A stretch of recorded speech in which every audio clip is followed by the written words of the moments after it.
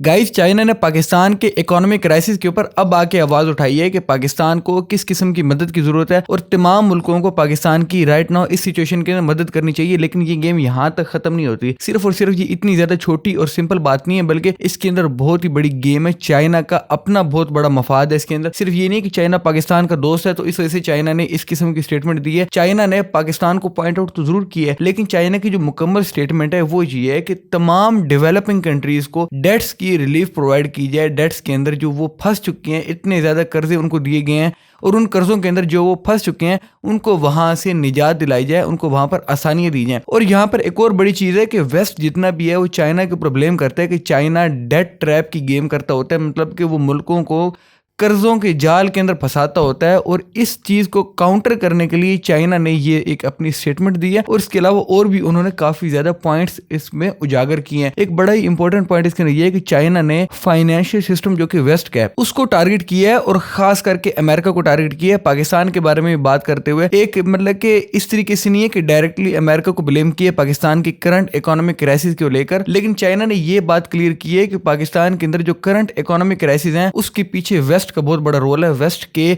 जो financial institutions है उन्होंने इस तरीके से पाकिस्तान को डेट्स दिए हैं कि पाकिस्तान उससे किसी भी किस्म की प्रोडक्टिविटी नहीं उठा सका और नॉन प्रोडक्टिव किस्म के डेट्स हैं, जिसकी वजह से पाकिस्तान इस किस्म के क्राइसिस के अंदर आके फंस चुका है। ये देखने में बहुत ज्यादा अच्छी बात लग रही है, बट चाइना ने ये टारगेट किया क्यों है? चाइना ने सिंपली इसलिए टारगेट किया है कि जो उनके ऊपर डेट ट्रैप का इल्जाम लगाया जाता है उसको काउंटर किया है और साथ ही साथ अपनी एक मोनोपोली क्रिएट करने की कोशिश की है कि मैं भी कोई चीज हूं, आई एम समथिंग। ये चीज बताने के लिए चाइना ने इस किस्म की स्टेटमेंट्स प्रोवाइड की हैं। इससे पहले भी चाइना करता रहा है। 2020-2021 के अंदर चाइना ने अफ्रीका को वाकई में डेट रिलीफ जो है प्रोवाइड किए थे। अफ्रीकन कंट्रीज को चाइना ने काफी ज्यादा डेट्स के अंदर छूट भी दी थी, जो डेट्स चाइना ने दिए हुए थे। मतलब कि चाइना ऐसा नहीं है कि भी जो बात कर रहा है उसके ऊपर कभी भी पूरा नहीं उतरा, बल्कि चाइना ने ये चीज वाज़ेह प्रूव करके भी दिखाई है। बट इसके अंदर अपने जो मफादात होते हैं वो ज़ाहिर बात है कि ओपन नहीं होते। ओपन ये चीज होती है कि चाइना ने किसी को डेट्स के अंदर जो है मतलब कि इस किस्म की रिलीफ प्रोवाइड की है जो कि वेस्ट प्रोवाइड नहीं करता। अब वेस्ट की क्या सिचुएशन है?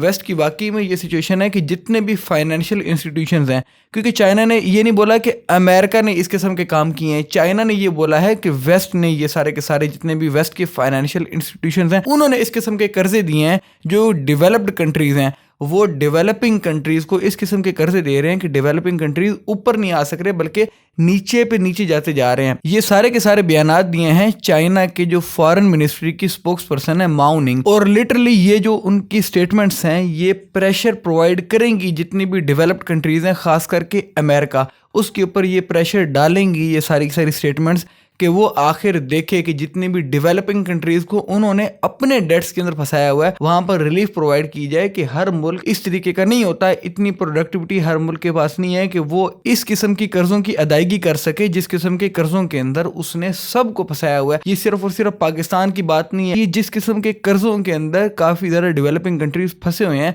उनके बारे में सोचना बहुत ज्यादा लाजमी है। उनके या तो डेट्स की रिस्ट्रक्चरिंग की जाए या तो फिर डेट रिलीफ प्रोवाइड की जाए, जिस तरह की चाइना ने ऑलरेडी कुछ कंट्रीज को डेट रिलीफ प्रोवाइड की है। और कोविड-19 की वजह से भी जीडीपीज काफी ज्यादा मुल्कों की डाउन आई हैं और काफी ज्यादा मुल्क उससे इतना ज्यादा अफेक्टेड हुए हैं कि वो राइट नाउ डेट्स की अदायगी नहीं कर सक रहे, जो कि एक बहुत बड़ा प्रॉब्लम है। पूरी दुनिया के अंदर जितनी भी डेवलपिंग कंट्रीज हैं उनके लिए उठाई जाने वाली आवाज है। और एक बेनिफिट हमें इसके अंदर ये मिला है कि चाइना ने खासकर स्पेसिफिकली डेवलपिंग कंट्रीज की बात की है, मगर स्पेसिफिकली उसने पाकिस्तान का नाम लेकर बात की है कि पाकिस्तान की जो करंट इकोनॉमिक सिचुएशन है उसके अंदर पाकिस्तान की मदद की जाए और पाकिस्तान के साथ खड़ा हो जाए। पाकिस्तान को इस तरीके से बेयारो मददगार ना छोड़ा जाए जिस तरीके से राइट नाउ वेस्ट कर रहा है। इस वक्त कोई भी मुल्क ऐसा नहीं है जो हमारी सपोर्ट प्रोवाइड कर रहा हो या हमारे लिए किसी भी किस्म के रिलीफ की बात कर रहा हो। वहां पर उस टाइम के ऊपर बीजिंग से इस किस्म की स्टेटमेंट आना ये लिटरली काफी ज्यादा प्रेज करने वाली बात है कि उसने हमारे बारे में सोचा और साथ ही साथ सारे के सारे डेवलपिंग कंट्रीज के बारे में सोचा जिनके बारे में नहीं सोचा जाता, ताकि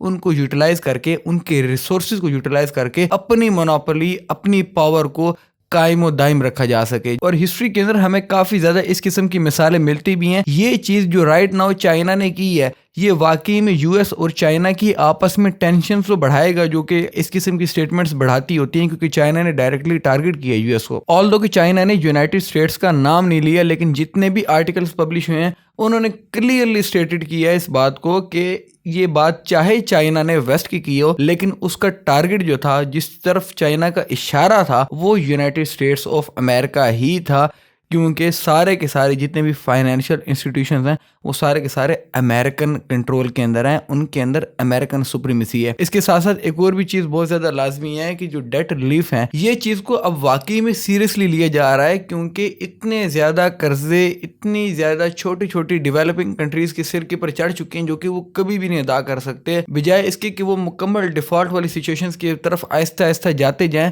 जो डेवलप्ड कंट्रीज हैं उसको वाकई में ये सोचना चाहिए कि किस तरीके से वो डेट रिलीफ प्रोवाइड कर सकती हैं। चाहे जिस तरह से शी जिनपिंग कहते हैं, चाइनीज जो प्रेसिडेंट है, वो उनकी स्टेटमेंट है कि जो डेट रिलीफ्स हैं वो केस बाय केस स्टडी करके प्रोवाइड की जाए, मतलब कि केस बाय केस देखा जाए कि किसको डेट रिलीफ मिलना चाहिए, किसको नहीं मिलना चाहिए और किसको किस तरीके का डेट रिलीफ मिलना चाहिए। अब चाइना एक और भी चीज पॉइंट आउट करता होता है कि यूनाइटेड स्टेट्स या ये जो वेस्ट के फाइनेंशियल सिस्टम्स हैं, ये जिस किस्म के लोन्स प्रोवाइड करते हैं वो अनप्रोडक्टिव किस्म के लोन्स होते हैं। वो चीज प्रोवाइड इसलिए की जाती है ताकि अगला आपके डेट के अंदर इस तरीके से फंस जाए कि वो आपके कर्जों की अदायगी ना कर सके और वो उस चीज के अंदर फंसते पे फंसता चला जाए। लेकिन चाइना ने वहीं पर ये भी क्लेम किया है कि हम जो लोन्स प्रोवाइड करते हैं, मतलब कि जो चाइनीज लोन्स होते हैं, उसके अंदर वो देखते हैं प्रोडक्टिविटी को, कि अगर वो लोन प्रोवाइड कर रहे हैं तो उस लोन के बदले में उनको किस किस्म की प्रोडक्टिविटी मिलेगी। ऑल्दो कई जगह के ऊपर वो जाहिर बात है कि नहीं भी देखते, जैसे पाकिस्तान को राइट ना उन्होंने $700 मिलियन का लोन दिया है, उनको भी इस बात का पता है कि हमने कर्जों की वापसी के लिए यूटिलाइज करने हैं। और हमारे फाइनेंस मिनिस्टर का एक और भी बयान आया कि चाइना से हमें 1.2-1.3 बिलियन डॉलर का एक और लोन भी मिलने की तवक्को है। चाइना खड़ा हुआ है पाकिस्तान के साथ। अब आके जब पाकिस्तान को पता लग गया कि हमारे साथ कोई भी नहीं है, छोटा सा रिलीफ है पाकिस्तान के लिए, इवन दो कि इतना बड़ा रिलीफ नहीं है कि जिसको हम इस तरीके से कह सकें कि हमारे ऊपर से जो है मतलब डिफॉल्ट का रिस्क खत्म हो गया है। और ये आहिस्ता आहिस्ता अगर हम चाइना के साथ बाकायदा तौर के ऊपर एक अच्छी पॉलिसी के साथ चलें और अपने मुल्क के इंफ्रास्ट्रक्चर को इस तरीके से डेवलप करें कि प्रोडक्टिविटी हो और हम किसी को रिटर्न्स प्रोवाइड भी कर सकें, तो यहाँ पर हमारे लिए काफ़ी ज़्यादा आसानियाँ पैदा होने की उम्मीद है। Well that's all for it दो। अल्लाह हाफिज़, टेक केयर ऑफ योरसेल्फ।